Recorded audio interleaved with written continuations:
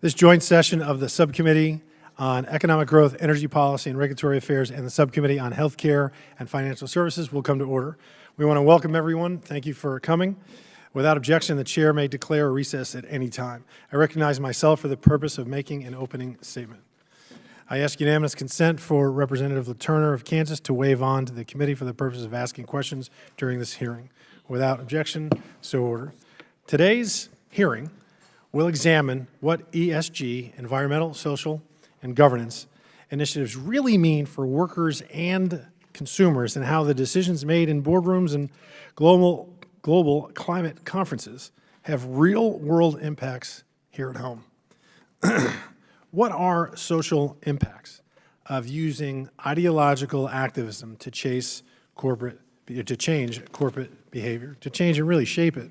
And that's the question, really a vital question we need to answer here today. A few weeks ago, we heard from two very well-known and very well-respected state attorneys general about the dangers of what ESG policies mean when in the hands of activist asset managers. We know that asset managers control an estimated and really astounding $126 trillion, and that is with a T, trillion dollars, in financial resources and almost 30% of all global financial assets. This type of power and influence extends far beyond what most people can really even conceive of. And just like they say, with great power comes great responsibility. Millions of Americans across the country trust their investments will be used to make a profit, and hopefully one that they can live on comfortably in retirement. Because what we're really after here when we're all investing in the long term is financial security. But these days, it's not crazy for many Americans to wonder, will I even be able to afford retirement? This administration has driven inflation through the roof. It's at a 40-year high and pushed the economy to the brink of a major recession, which we all pray won't happen, but it very well could in the next year. Now, due to Democrats' ESG push, asset managers are prioritizing ESG goals over profit and risking Americans' hard-earned money. With ESG investing, businesses are now tasked with accounting not only for their own carbon footprints, but maybe the footprint of their contractors and suppliers, the race and gender of their corporate boards, instead of the merit and performance of those same corporate board members. These are all factors that have come to be valued, and valued at least to activists and dominant asset managers and woke corporate boardrooms, as much, if not higher, than the actual returns that a business provides to their shareholders. To secure capital, the lifeblood of any business, companies, large and small, now must hire teams of lawyers and compliance consultants to comb through internal data and estimate exactly what their greenhouse gas emissions might or may be, or how many points they've scored with activist organizations for checking the right boxes on an ever-changing list of leftist social norms. Somehow, this financial gamble, one that's played with your money and your investments, is supposed to still maximize returns for pensions and 401ks. In fact, the Biden administration is placing political ESG priorities over American retirements.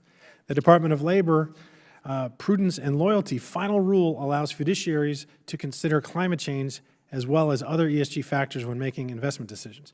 President Biden actually vetoed Congress's bipartisan resolution overturning this rule, financially risking the retirements of millions of Americans. This certainly sounds like the Biden administration is sending mixed signals when it comes to American retirements and encouraging them, as we heard as the last hearing with the state AGs, to violate their fiduciary duties. Rules do not have a force of, well, they shouldn't have a force of law, and rules are below laws. That's what we're all here for.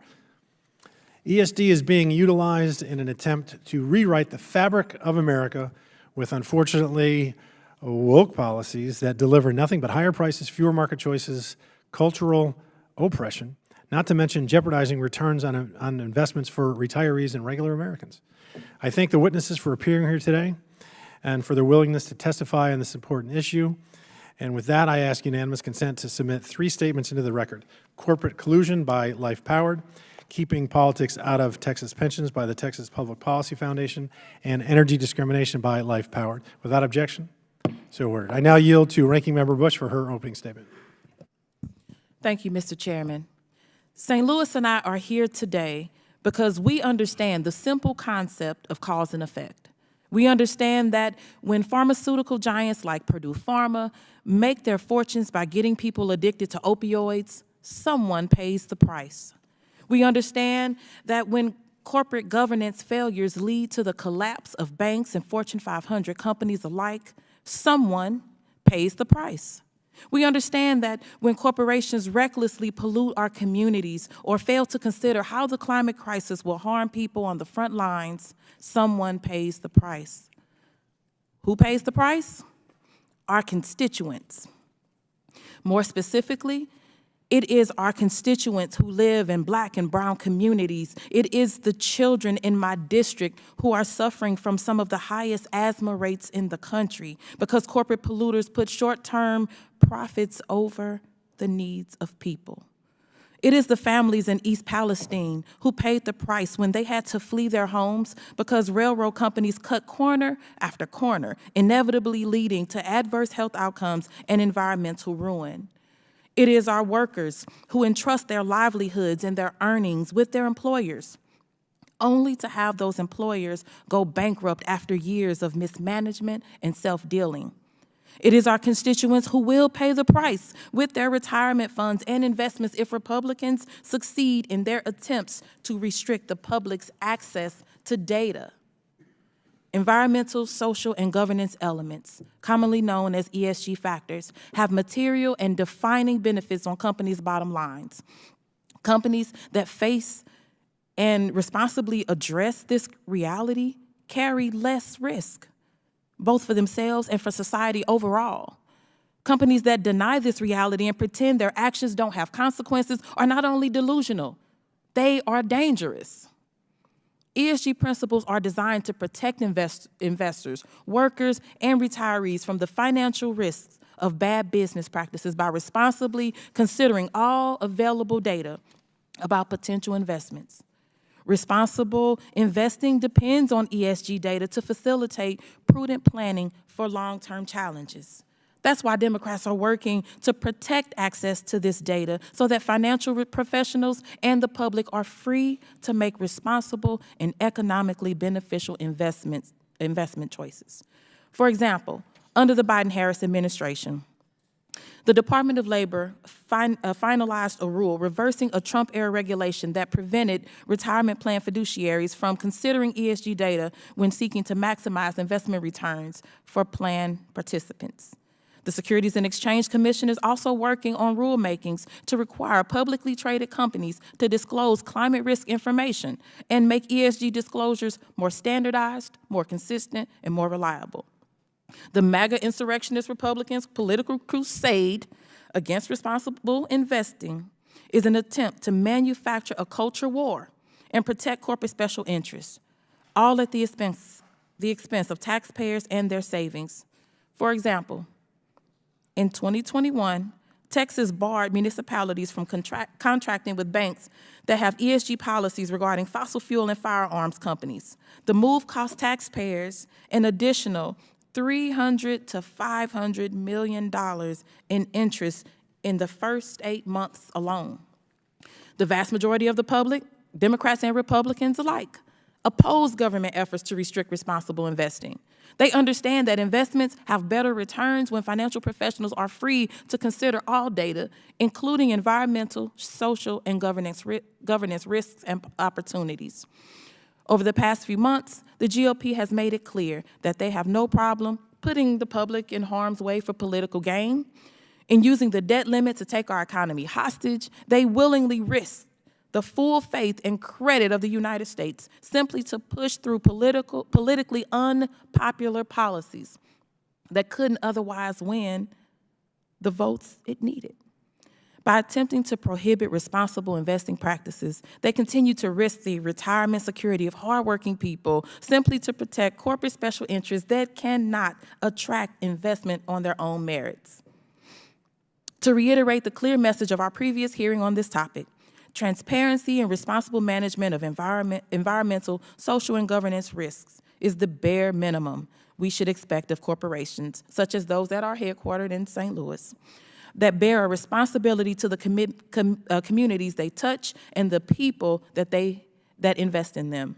This access and freedom is just common sense, it's common decency, and smart business practice. Thank you, and I yield back. Thank you. I now yield to Chairwoman Lisa McLean of Healthcare and Financial Services Subcommittee for her opening statement. Thank you. Before I was in Congress, I actually was a financial services professional. I actually understand fiduciary responsibility and fiduciary duty. I understand what it's like to run a business because I didn't talk about it, I actually did it. I understand how important it is for those entrusted to manage the wealth of Americans across the country to protect that wealth and to work to grow that wealth for Americans. Yet today, that is simply not happening. Money managers' unrestricted ability to pursue ESG pledges without their clients' knowledge is doing the opposite. And I always scratch my head, because I do agree with my colleague, we should have transparency. But if we're going to be transparent, let's really be transparent. What are we hiding? We shouldn't need to hide anything. So let's be transparent. It is not their money manager's job. It's not their job to pursue political agendas. It's their job to actually manage the accounts for return on investment.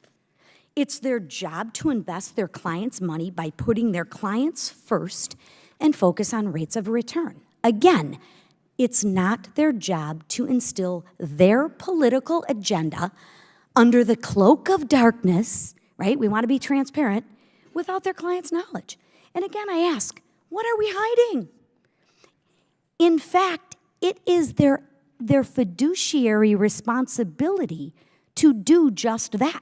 Yet we are seeing more and more instances of woke corporations importing European values over American values and hiding it. And they aren't even telling their clients about the financial risks associated with adapting these values. I mean, we want to be transparent. Let's be transparent with the risks. Even the so-called neutral non-ESG investment funds are increasingly voting for ESG resolutions, in some cases more so than ESG funds. And again, they're not telling their clients. Why? What are they hiding? Why is there a lack of transparency? Again, I have no idea what they're hiding. Well, it looks like they're hiding the ball because we all know that if the clients knew the truth, they wouldn't approve. That's why they have to hide it. The fact is that they are funding their woke agendas using Americans' hard-earned retirement savings without any accountability. Until now.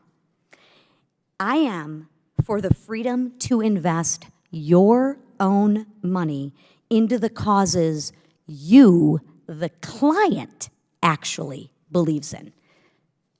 But that's not what's happening here. Managers are investing your money in causes they believe in, and we are seeing real consequences for Americans' retirements. Americans' retirement assets were down nearly 15% last year. 15%. This includes state pension funds. State pension funds supports teachers, librarians, firefighters, and other public sector employees. Some states, such as Texas and Kansas, are actually getting in front of this by advancing laws that restrict investments that consider non-financial factors. Remember, they're in the financial sector. They should be focusing on financial factors like ESG for state pension funds. Unfortunately, the Biden administration recently issued a rule that makes the problem even worse. Now, plan fiduciaries that fall under the ERISA are empowered to consider ESG factors when selecting investments. I would be sarcastic. Well, I'm going to be sarcastic.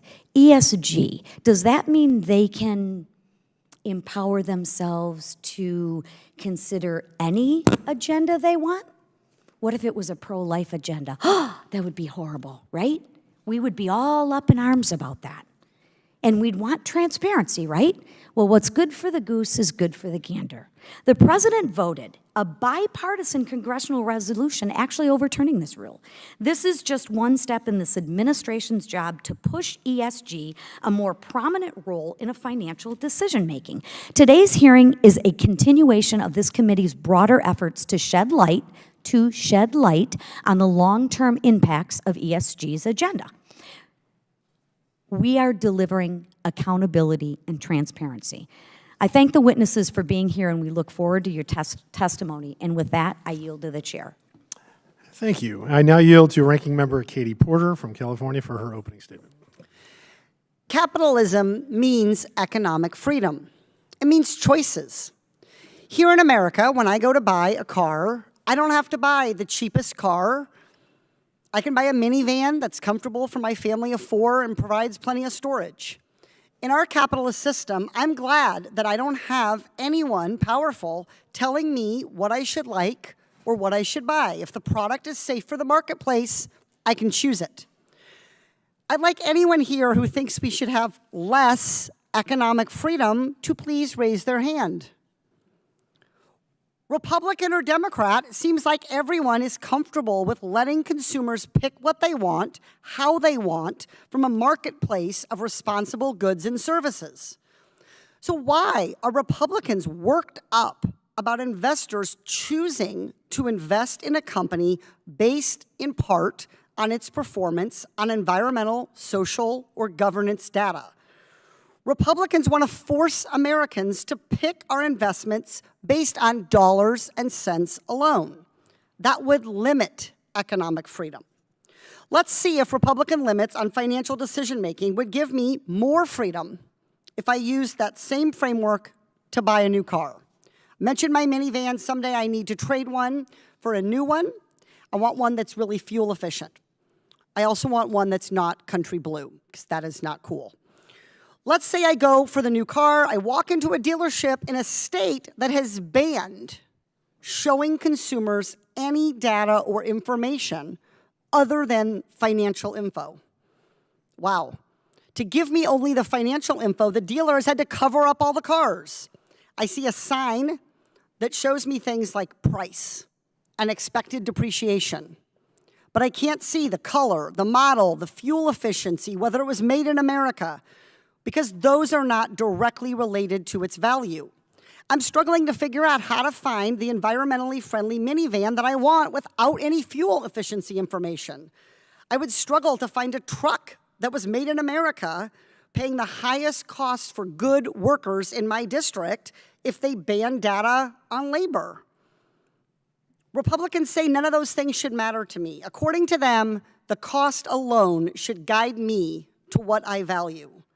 So I find a few covered up cars in my price range and I buy one that depreciates the slowest, because that's the only information that I have. I cross my fingers and I hope that I get the car that I value the most. I uncover the car to drive off the lot. I got a 3-row SUV that guzzles gas that was made in China. It's a color that I hate. I stayed within my budget and got an economically sensible vehicle, but I got nowhere close to what I wanted. Who thinks I have more freedom like that? Of course I don't. I'm freer when I know all of the features of the car I'm buying, including things like fuel efficiency and labor costs. Then I can choose what information matters to me, ignore the information that doesn't matter to me, and freely make a purchase. The same thing applies to investing. If I value investing in a company that prioritizes energy efficiency, I can't make that free choice if Republicans limit information on the company's environmental footprint. What kind of freedom is that for me as an investor? Let's call this hearing what it is. It's an attack on economic freedom. Republicans apparently don't want investors to know if a hugely profitable company outsources to China, if they have a huge carbon footprint and are unprepared for climate change, or if they treat their workers horribly. It's a lot more comfortable for them to just cover up all that information so that they can get what they really want, big corporate profits at all costs, rather than what investors really want, which is more information about their investments. The uncomfortable truth is that withholding ESG information from the market means denying investors the freedom to decide where they want their dollars to go. A couple of minutes ago, nobody said that they wanted to reduce economic freedom. So let's not be hypocrites. Let's not use this hearing to reduce economic freedom for investors. I yield back.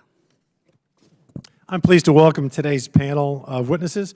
First, I'd like to welcome Mandy Gunasekara. Did I get it right? All right. Director of Center for Energy and Conservation at the Independent Women's Forum. Our second witness today is Jason Isaac, an esteemed veteran of the Texas House of Representatives, who I served with for 4 years, I believe, together. The Director of Life Powered at the Texas Public Policy Foundation in Austin.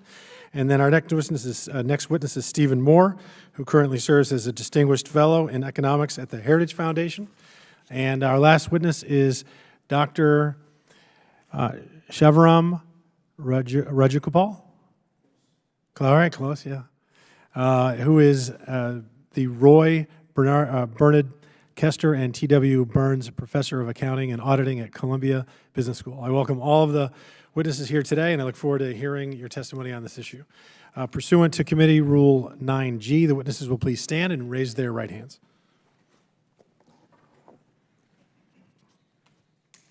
Do you solemnly swear or affirm that the testimony you're about to give will be the truth, the whole truth, and nothing but the truth, so help you God? Thank you. Let the record show that the witnesses all answered in the affirmative. We appreciate you all being here, and again, look forward to your testimony. Let me remind the witnesses that we have read your written statements, and they will be appearing in full in the hearing record. Please limit your oral testimony to 5 minutes. As a reminder, please press the little button on the microphone in front of you so that we can all hear you, and it will be green for 4 minutes, yellow for 1 minute, and then red. Zip it, wrap it up, finish that sentence, and let's move on down the line, like a carrier landing, you know? Hit the cables. I recognize Mandy Gunasekara to please begin her opening statement. Thank you. Chairman Fallon, Chairwoman McLean, Ranking Member Bush, and Ranking Member Porter, as well as members of the subcommittees, thank you for the opportunity to participate in today's hearing discussing the consequences of ESG. My name is Mandy Gunasekara, and I'm the director of the Independent Women's Forum Center on Energy and Conservation.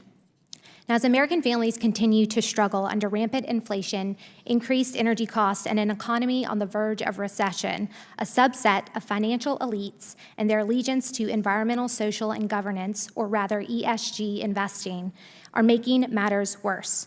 While branded as an investment strategy for good, ESG manipulates markets as well as access to markets in order to advance a leftist political agenda.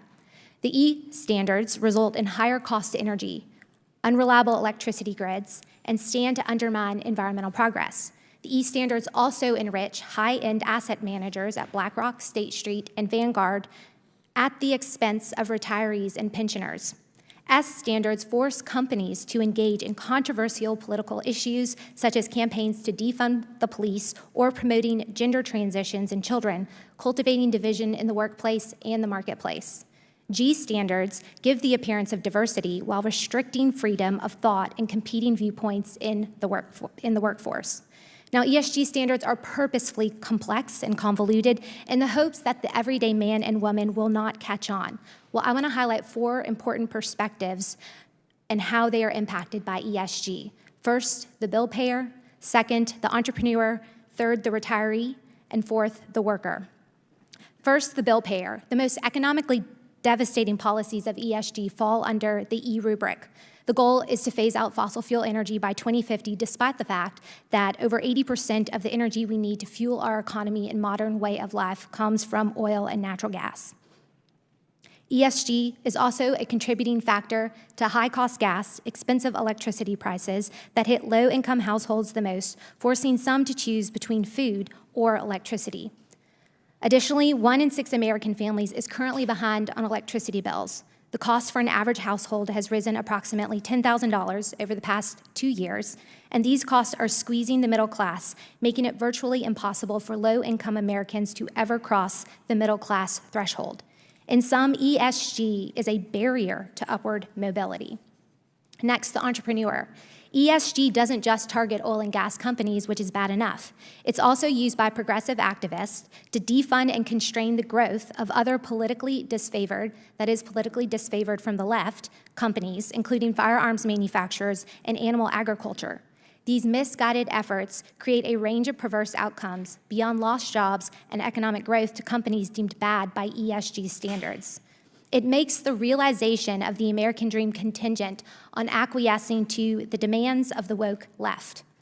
Next, there's the retirees and the pensioners, asset managers at BlackRock, Vanguard, and State Street, which collectively manage over $21 trillion, including a large portion of US-based retirement funds subscribe to ESG. Numerous reports have found that ESG funds consistently perform worse than non-ESG funds, producing lower returns for the retirees and the pensioners that have been planning for them. And even though the retirees and the pensioners are losing out, the high-end financial advisors at these investment houses are making bank.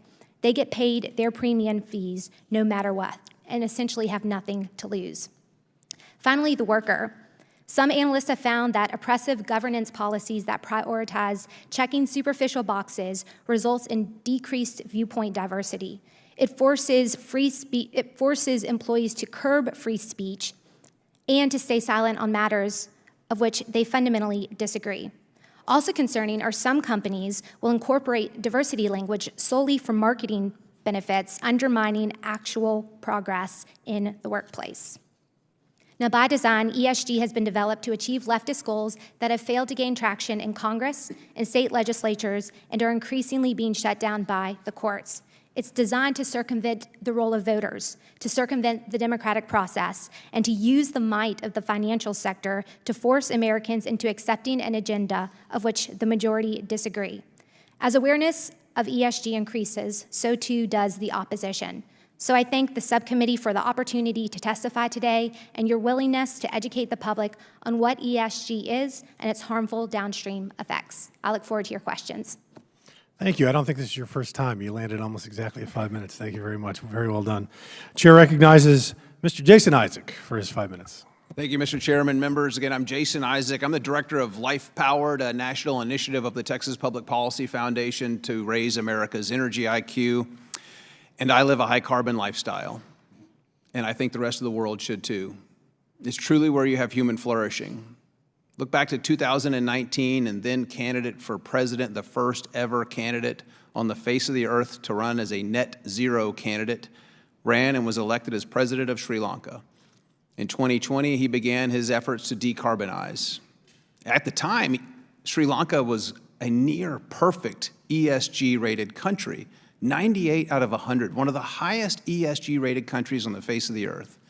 And he began to implement his ESG policies, which might be better known as everyone's suffering guaranteed, or what it does to energy and food, makes it expensive, scarce, and government-controlled. But in 2020, he made his push towards net zero and pushed it onto the people of Sri Lanka that were once prospering, that were actually exporting food and other commodities around the world, lifting them up to prosperity for the first time in their existence. And he banned the use and importation of nitrogen-based fertilizers.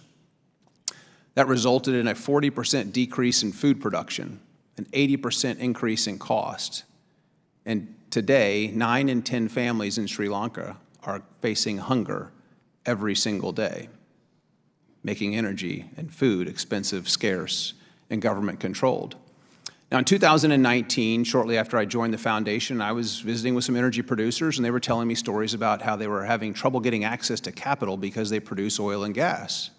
And I thought, no, this can't be the case. Not in America. We produce energy more responsibly than anywhere else on the face of the earth. Why would we want to shift production away from the United States into places that have lax environmental controls or human rights standards? Certainly, we wouldn't want to do that. But as I dove into this and started visiting with more and more energy producers that were being kneecapped, having their energy resources taken away from them, I thought we need to write some policy in the state of Texas. And so in 2020, I began writing and drafting a bill that ultimately became Senate Bill 13 that says if you're going to boycott, divest, or sanction companies that produce energy in Texas, then you're no longer welcome to do business with the state of Texas, the 9th largest economy on the face of the earth. And that legislation passed with overwhelming, broad, bipartisan support in both the Texas House and the Texas Senate. They took America first. And today there are 11 financial institutions that are on the boycott list in the state of Texas, one of them being the largest financial institution on the face of the earth, BlackRock, who does invest in fossil fuels, who does invest in oil and gas, but forces companies to sell assets, much like Exxon. They replaced board members with activist board members that want to decarbonize a business that produces hydrocarbons. That's like defooding a restaurant. That doesn't work out too well for anyone, not the employees, not the consumers, not the owners, not the shareholders, no one. But yet they've done that. And Exxon sold assets in Southeast Asia where they were going to produce oil and gas, and I argue again, they would probably produce that oil and gas more responsibly than anywhere else on the face of the earth. And who do they sell it to? PetroChina. That's why I refer to the ESG agenda as the China ESG agenda. It does very little to help Americans. It does everything to help the Chinese Communist Party. And again, making energy expensive, scarce, and government-controlled. And the numbers show that this ESG agenda, the China ESG agenda, has been extremely effective at cutting off capital for businesses here in the United States. From 2015 to 2021, look at the chart that I provided in my written testimony. There has been an 81% reduction in the number of funds that provide private capital raised for oil and gas exploration in this country. A 94% reduction in dollars raised for oil and gas production. This is just making energy more expensive, not only here in the United States, but around the world. Expensive energy hurts the poor. And today, this energy-driven inflation caused by ESG and other factors, demonization of hydrocarbons, is leading to an increasing number of Americans getting their utilities disconnected, as Mandy pointed out. Electricity disconnects have increased 30%. Natural gas cutoffs have soared 76%. And globally, 345 million people are on the brink of starvation. The China ESG agenda isn't about emissions or pollutions. It's about control. Thank you for the opportunity to testify. Look forward for your questions. Thank you. And now the chair recognizes Stephen Moore for his opening statement.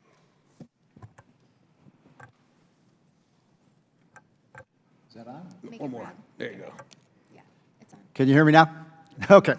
Mr. Chairman, thank you so much for allowing me to testify. I just have, by the way, in conjunction with the truth in testimony, I do not take government money, and none of the organizations I work for take government money.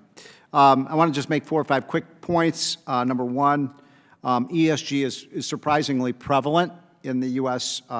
Investment industry today. We just completed a study that's been widely covered in the Wall Street Journal and others that looked at the 40 largest investment firms in America, every company from BlackRock to Charles Schwab to Fidelity, Vanguard, and so on. And these firms have literally trillions, maybe even tens of trillions of dollars assets under their management. And what we found was that we looked at of the thousands and thousands of shareholder resolutions, these companies are basically doing proxy voting based on their clients' money. And out of the thousands of proxy votes, we looked at what we considered to be the 50 most invasive and the 50 most harmful to the company. And by the way, all of these were opposed by the management of the companies. And what we found is that in most cases, these large fiduciaries were actually voting for these resolutions, even though they were contrary to the interests of the shareholders. That's a big problem, and it has to change. So it's highly prevalent, and the majority of the companies are doing it. The name of that study, by the way, is called Putting Politics Over Pensions, and it's ripping off America's savers and America's retirees. The second point I want to make is that this is when fiduciary companies are voting for these ESG resolutions, they are violating their fiduciary because these are not in the interests of shareholders. And so if you look at my testimony, I'm not going to get into these studies now, but the predominant number of studies show that ESG investing underperforms the market. And by the way, this is not a controversial point. This is one of the Congresswoman earlier talked about. There's also, social investing has been around for 50 or 60 years. There are pro-life funds, there are anti-pro-life funds, there are pro-gun funds, there are funds for every single kind of cause. And by the way, I am very much in favor of people being able to make their own decisions about how they want to invest their money. If people want to invest in ESG, I have no problem with that whatsoever. I'm talking about fiduciaries doing this without the knowledge of their clients. And so what we found is that the predominant numbers of studies show an underperformance, which means this is costing people retirement income. Now, this has to be the case, by the way. If ESG funds actually outperform the market, then everybody would invest in ESG funds, right? Because everybody wants to get the highest returns. And the reason that these kinds of funds underperform is very simple, because they limit the number of companies that you can invest in. And that's why they underperform index funds. The next point I wanted to make is just that ESG funds are really costly to the economy, and this is a point that you were making. And I'll just add one statistic to this, which is that if you look at what has happened to U.S. oil and gas production in the last 2.5 years, we've seen we peaked out at 13 million barrels a day under Trump. Today, we're at somewhere between 11 and 12 million barrels a day, even though the price is higher. So we should actually be producing more oil, you know, at a higher price than we would. And so we estimate, I did the study with Casey Mulligan, an economist at University of Chicago, that we're probably producing, thanks to Biden's policies, 2 million less barrels a day of oil here in the United States. At $80, $70 to $80 a barrel, this is imposing about a $200 billion cost on the American economy. Think of that, $200 billion because we're not producing our energy here at home. And then finally, I just wanted to make the final point that all of this is for nothing. The fact is that if you look at the U.S. energy production, and this is a point that you made, it's not that we're producing less oil. The world isn't consuming less oil. The world is consuming the same amount of oil. It's just that we're, instead of producing it in Texas or Oklahoma or North Dakota or Alaska, we're really stupidly getting the oil from Saudi Arabia, from Russia, from Iran, Venezuela, and countries that hate us. That just doesn't make a lot of sense to me as a consumer. And so we need to really realize that this is not reducing greenhouse gas emissions or pollutions, because these countries have much worse environmental records than we do. So all of this is for naught, and I hope that the committee really starts to look at how we can solve this problem. Thank you. Now I recognize Dr. Shiva Rajgopal for his 5 minutes. Thank you. Thank you to Subcommittee Chairs Fallon, McLean, Subcommittee Ranking Members Porter and Bush, as well as the other members of the committee for the opportunity to testify here today on a topic of utmost importance: how companies allocate resources, who are they accountable to, and how. So it's an honor to be here. My name is Shiva Rajgopal, and I'm the Kester and Burns Professor of Accounting and Auditing at Columbia Business School. To me, ESG is really about material factors that affect future cash flows and the cost of capital of a firm. So I think of ESG as a term that covers data that's not adequately disclosed by our financial reporting model and by our mandated disclosure rules. So let's consider a few examples to illustrate the argument. So climate and extreme weather events already affect the cash flows of insurers, travel companies, tourism companies such as cruise lines, agricultural firms, theme park operators, energy companies, transportation companies, to just name a few. Yet, the current reporting rules in the US require no systematic disclosure of the impact of such climate-related physical and transition risks on the affected firm's future cash flows and cost of capital. Now, turning to the S in the ESG related to workers and labor, it turns out that barely 15% of US public companies even disclose compensation costs in aggregate paid to workers. And companies are required, as of now, just to disclose the number of full-time employees. We rarely see them talk about part-time employees, contractors, compensation paid to these workers, let alone important information about employee tenure, abnormal turnover, training, gender, age composition of the workforce, and how much of these operations are outsourced or conducted via other contractors. An appreciation of the firm's workforce would actually enable an investor to get a better sense for the corporate culture, the quality of human capital in the company, which has been shown to be robustly associated with several aspects of value creation of a firm, including productivity, ethical behavior, compliance, and innovation. Now let's talk about another S, which relates to the taxes a company pays and the grants and subsidies that it gets, and the conditions associated with earning of these grants and subsidies, such as, say, the minimum number of jobs that a firm needs to create for such assistance. Corporate disclosures in this area are vague and sketchy at best. In fact, some of my research shows that the expected payoff to $1 of lobbying for a firm far exceeds the expected payoff to, say, $1 of R&D investment. Yet there's virtually no disclosure of the extent and the scope of lobbying activity that a firm undertakes. And let's talk a little bit about the G, or the corporate governance of a firm.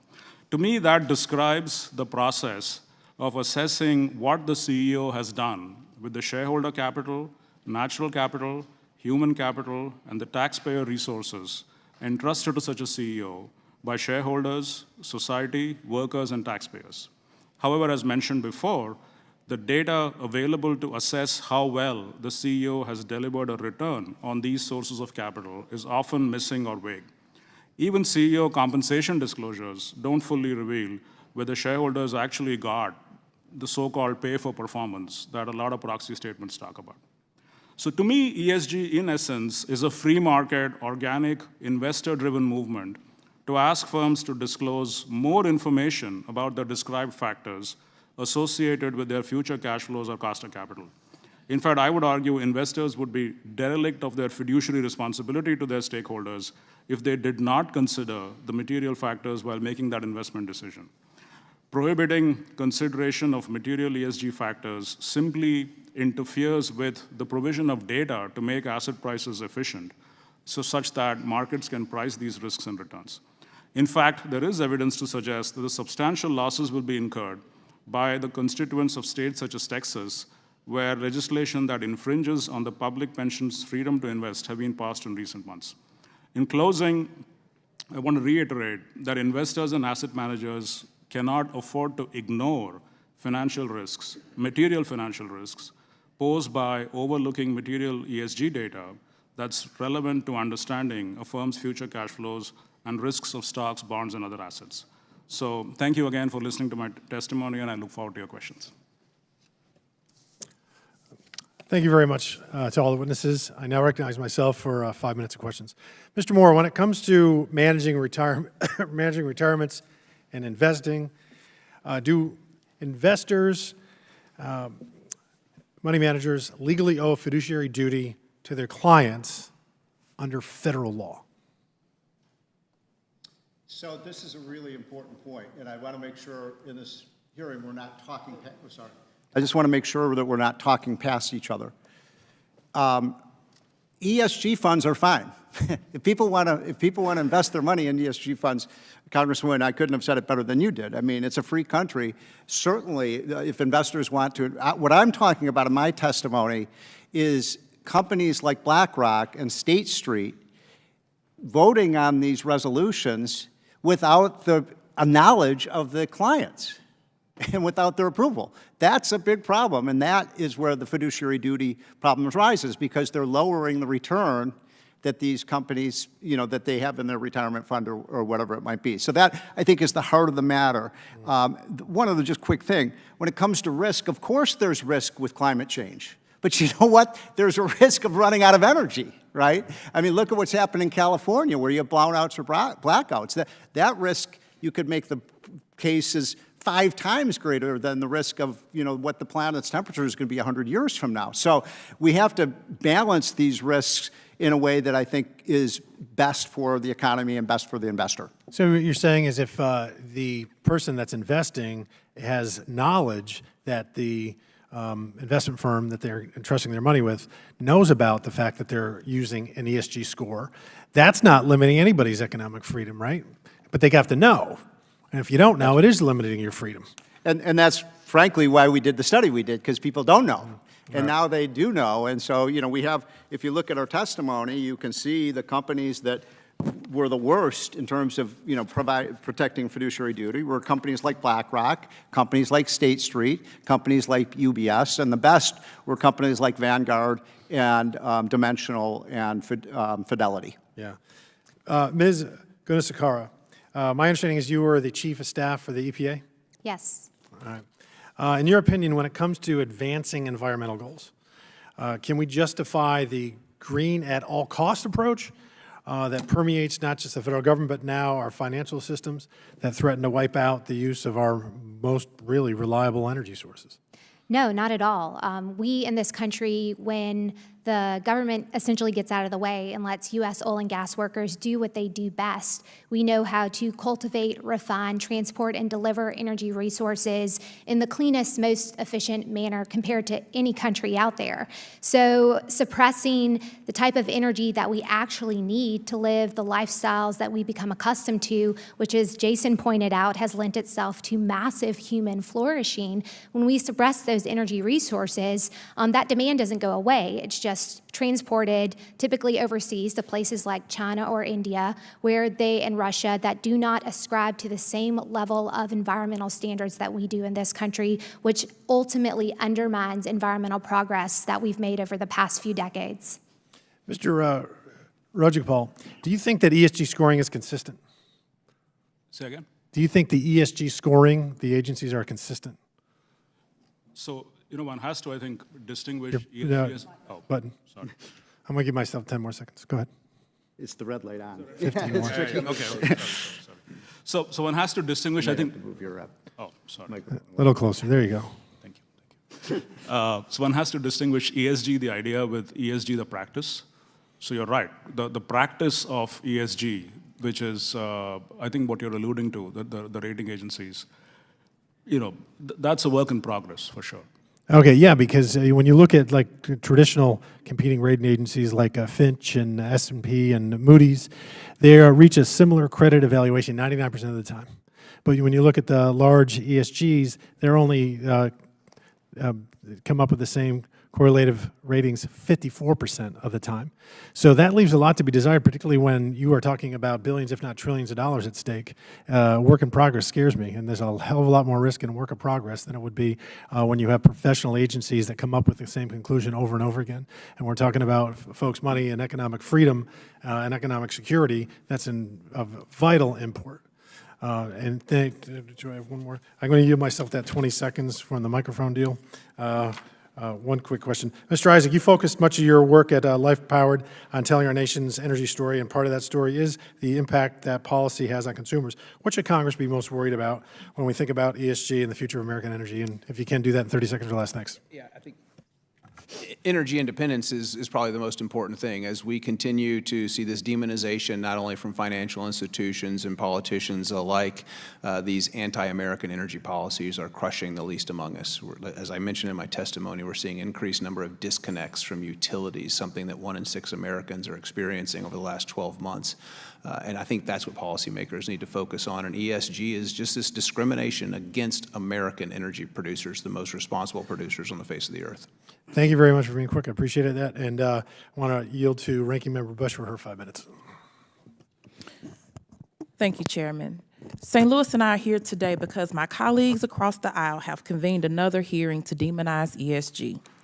While Republicans called this hearing under the pretense the Biden administration is risking hardworking people's retirement funds, research proves that the consideration of ESG metrics is beneficial to workers who invest their earnings. We know ESG is demonstrably a more effective investment strategy for the average worker. Dr. Rajgopal, why do you think it's important for ESG metrics to be publicly available? So as I said in my opening remarks, Pull it a little reporting closer to you, Oh, the mic. Straighten it out a little. at some point I'll get this right. So, so as I said in my opening remarks, the current reporting disclosure model is, in my mind, woefully inadequate. You know, it goes back to the earlier conversation about just showing the price of a car as opposed to the holistic idea of where the car is made, you know, the energy efficiency, et cetera. The idea is that these ESG metrics are related to future cash flows, not necessarily current ones. So think of these as leading indicators of what is to come in the future. So, and you know, going back to the earlier conversation about the credit rating agencies and so on, the credit rating agencies have a far easier problem to forecast. Will the company not pay interest, or will it probably stop paying principal? The ESG conversation, on the other hand, you know, is a deeply idiosyncratic, complicated exercise where you have to look at a mosaic of factors for the 4,500 stocks out there. That's why you don't get the convergence that was referred to earlier. And more data, you need a more robust conversation about these idiosyncratic factors that help raters, investors, institutions, whoever, the free market, to just do its thing and figure out what that might mean for future cash flows and risks. So that's why I think we need to have these things public. Thank you. Let me also ask you, Dr. Rajgopal, the S in ESG stands for social factors. How does the availability of ESG data impact workers across industries? So one aspect, an important aspect of S, as you rightly mentioned, is worker data. And again, as I mentioned in my testimony, barely 15% of US public companies even tell you their compensation costs, let alone all the other stuff that we are discussing in terms of, say, turnover, training, you know, gender composition, age composition, you know, what portion of the workforce is part-time versus full-time versus, you know, subcontracted. So all this, as an investor, one would care about this, as I mentioned before, because this tells you about the quality of human capital that the firm has. And I think there's no dispute that there's a strong association with the quality of human capital you have and your outcomes such as, you know, productivity, innovation, et cetera, which again affect future cash flows of the company. So, you know, worker groups, whoever makes investments would simply be better off with this data. Right now, it's opaque, sketchy, you know, I would say almost non-existent. Yes. Thank you for those insights. Corporate transparency is a priority. We know that adherence to ESG principles protects workers and protects our communities. I ask unanimous consent to enter a Washington Post op-ed by David Weber on protecting public pension investments. Mr. Chairman. Without objection, so ordered. In the op-ed, Mr. Weber tells the story of state workers who suffered financial harm when their pension funds were invested in private sector companies that the state later hired to take over the very agencies where these employees worked. These workers lost their stable state jobs, earning a decent wage and benefits when these private sector companies took over. In some cases, the private companies then rehired the workers at lower wages with fewer benefits. This type of anti-worker privatization has negatively affected teachers, school bus drivers, janitors, firefighters, and more. My colleagues across the aisle might call these anti-worker policies good business because these companies showed a positive short-term return on pension investments. But good business, it should not come at the cost of hard-working families in the long run. So, Dr. Rajgopal, would you agree workers are undermined when their hard-earned money is invested in companies that then turn around and take away their jobs? You know, I'd again say I'm just pushing for more data and more disclosures. It's up to them to take informed decisions, whether it's investing decisions or whether they want to continue working for the firm. Again and again, Republicans value only the corporate bottom line and short-term profits. I am proud to support workers by protecting their jobs and their retirement. Thank you, and I yield back. I now recognize Chairwoman Lisa McClain of the Healthcare and Financial Services Subcommittee for her 5 minutes of questions. Thank you. Just to be clear, Republicans aren't demonizing ESG. It's a free country. If you want to invest in ESG, invest in ESG. I do think we are talking about being honest and transparent. I think that's really the gist of this hearing. So I would like to start with you, Mr. Isaac. In your written testimony, you tell a story about how a Credit Suisse pressured a client to make a positive public statement about the Paris Climate Accord in return for facilitating their transaction. Is that correct? Yeah, I've got a copy of the actual text from the email here that Credit Suisse First Boston was enticing, coercing, forcing this business entrepreneur that if they wanted to do a business transaction, if they wanted to fund another business to create more opportunities, to create more jobs, that they were concerned about his social media and that he needed to tweet some things.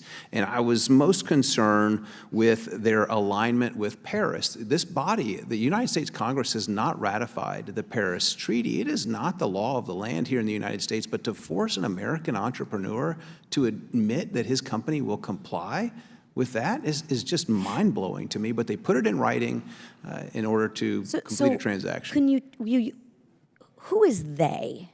This Do we is have the names that Global go- Energy and Transition. But is this the person, I'm looking for like Susie Smith? Do we have a name associated with this? Because this is amazing to me. Yeah, it is the Credit Suisse First Boston. I would imagine now former, because of their collapse that they experienced. And I don't have a name. It's the chairman of Global Energy and Transition. I mean, that's pretty aggressive to me. Yeah, and to list 4 bullet points I mean, of could things you for this imagine entrepreneur if to this tweet. was some other function other than ESG? We would be going wild right now. Absolutely. It's been the knee. Yeah, again, I'm not really sure that that's the fund manager's job. But at any rate, I'd like to ask another question. Who exactly enforces ESG compliance at these companies? That's arbitrary. There's multiple different companies that do ESG ratings, and as you and Chairman Fallon have alluded to, the ratings vary by company. You'll see Chevron with an A rating from one company, a C, and then an F from another. Perhaps, do you think it has something to do with maybe coercions if they It's tweet absolutely- positively or negatively? Yeah, the climate cartel is at full work, and that's Right. why companies like FTX had no board. They did not have a governing board, but had a higher ESG rating than ExxonMobil. Interesting. we know Don't the let the story of facts get in the way of a FTX good now. story. Are these ESG compliance officers, so to speak, is it an internal to the company or are there outside groups that they're coordinating with? No, you look at companies like ISS, the Investor Shareholder Services, and Glass Lewis. These are the duopoly of proxy voting firms that control over 90% of the market, have become major ESG promoters. So these are the companies that are actually voting the shares for the largest institutional investors, which 19 of the largest 20 institutional investors are public pensions. And ISS and Glass Lewis are voting their shares and aligning with their personal ESG political agenda. Okay. I'm going to switch gears for one moment because I want to piggyback and stick with the facts because, again, return on investment is supposed to be factual. There's risk mitigators in there, right? It's not an ideal or ideology.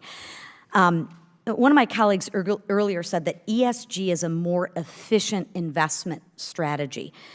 Mr. Moore, would you like to comment on that? Because I would think it's the opposite. In fact, the data that I show is ESG is not a more efficient strategy. Do you have any comments on that?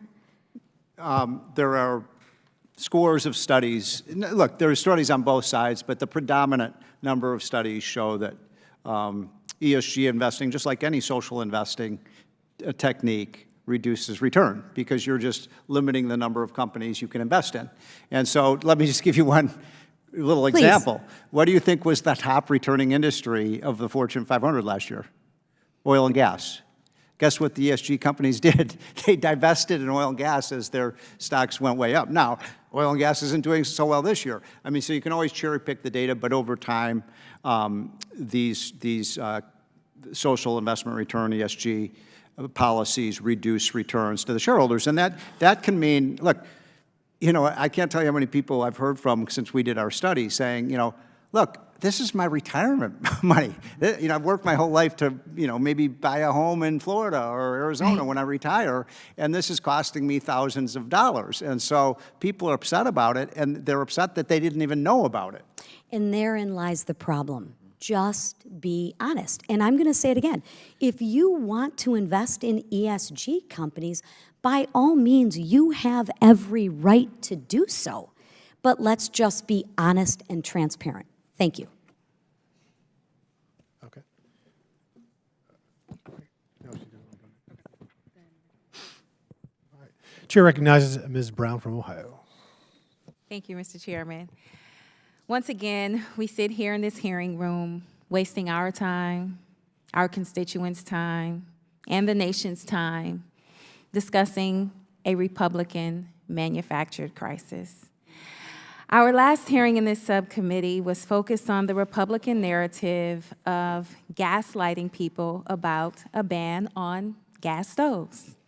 And here we are again, now discussing a real Republican attempt to ban information and the freedom to choose how to invest your savings. As I said during our last hearing on environmental, social, and governance investing, ESG is a critical tool that businesses use to make financially smart investments.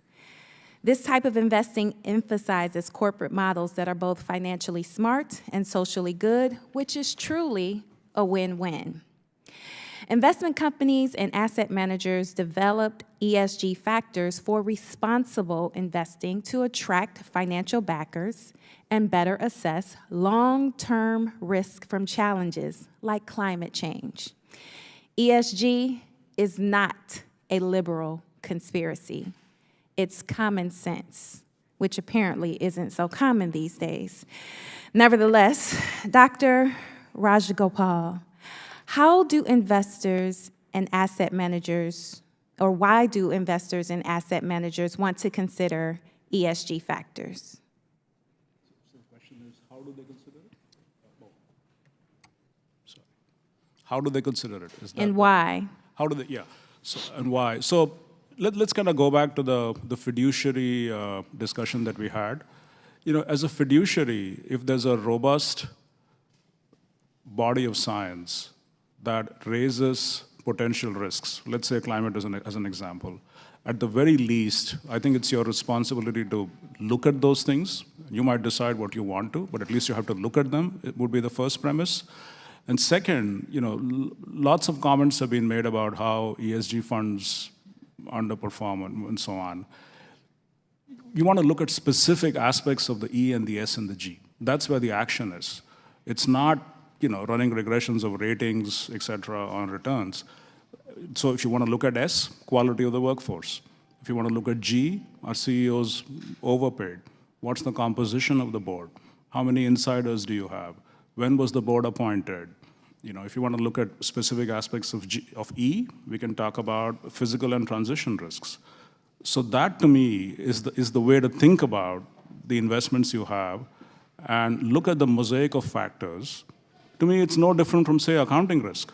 One of the issues that's often not considered carefully in this ESG doesn't correlate to performance debate is that ESG is a lot about tail risk. What does tail risk mean? To me, it's like accounting fraud. Maybe 5% of your portfolio companies probably have some probability of going through an accounting fraud. But if they do, it's going to wipe out the principal, and that principal is going to wipe off years of returns. So think of ESG as a way to think about the tail risk associated with future cash flows of the stocks that you hold if you're a fiduciary. So hopefully that gives you some granularity. And That's helpful. So yes or no, do you think the use of ESG data is politically motivated? it can be, but it need not be. Yes or no, would you say that the banning of ESG data is politically motivated? I think it's regrettable. You should just let the free market decide what it wants to. Markets can't be efficient if you stop access to data. Thank you. Well, unfortunately, my colleagues on the other side of the aisle throw out their support of free market principles when it doesn't fit their narrative. Apparently, recent abortion and book bans have not satisfied Republicans, so now they're moving to ban basic logic and data and interfering in the private market.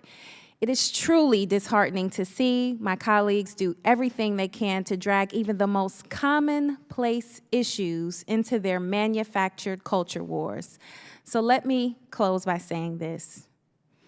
Transparency, information access, facts, and truth are not conspiracies or a political agenda.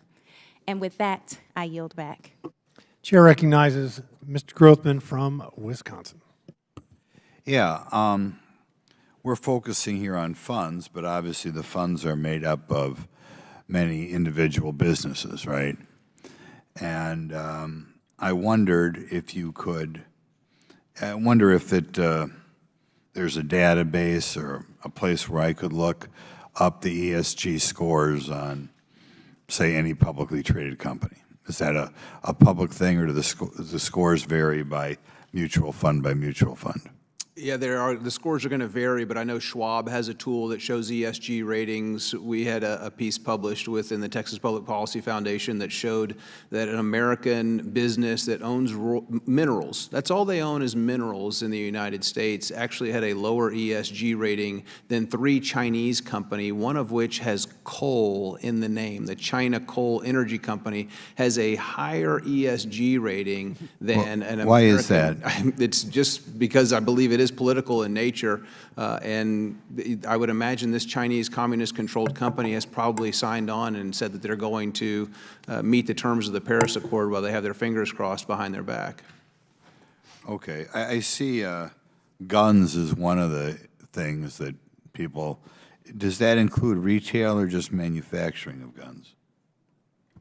Manufacturing and retail, you've got both of those that are being targeted by financial institutions that are denying access to capital and insurance. So in other words, there are individual retailers out there who get a higher ESG score if they don't sell guns? Correct, and then they're losing access to credit card processing. There are companies out there that will not allow credit card transactions to take place at retail gun stores.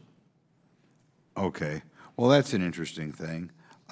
It looks like there's a lot of diversity. I take that diversity means employees, diversity by race, presumably diversity by gender, diversity by sexual preference. Is that so? I would say that leans heavily into the S in ESG, yeah, and DEI is a close cousin of ESG, if not directly related. Okay, so a company that gets a higher score is more likely to discriminate against, I don't know, discriminate against certain ethnic groups, I'll put it that way. Yeah, and to basically to have policies that they're going to employ people not based on merit. Okay. Is there any reason why these companies aren't publicized? Do they think they make themselves more popular? I mean, I'd like to know if companies are hiring or promoting not based on merit. Is that something that anybody's making an effort of getting out there? I can't recall. It seems like there's a couple of companies out there. Maybe Second Vote Advisors is one that's doing a list, and I know there's some other lists. I'll be happy to follow up with some information on that. Okay. I know some of the things in the notes here imply that some of these policies, well, they may be popular with the fringe element in our society, maybe popular with wealthy people who don't have to worry about what their rate of return is, that overall, a lot of these policies that the companies have to implement are unpopular with the American public. Is that true? Absolutely, yeah. Could you rattle off a couple of questions?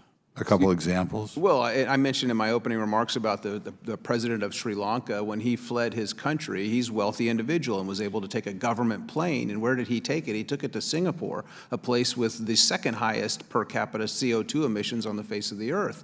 But here he is pushing in. He's wealthy. He's got access to military equipment. He can go wherever he wants to go. He didn't go to Malawi, which is at net zero. They were suffering a cholera outbreak at the time.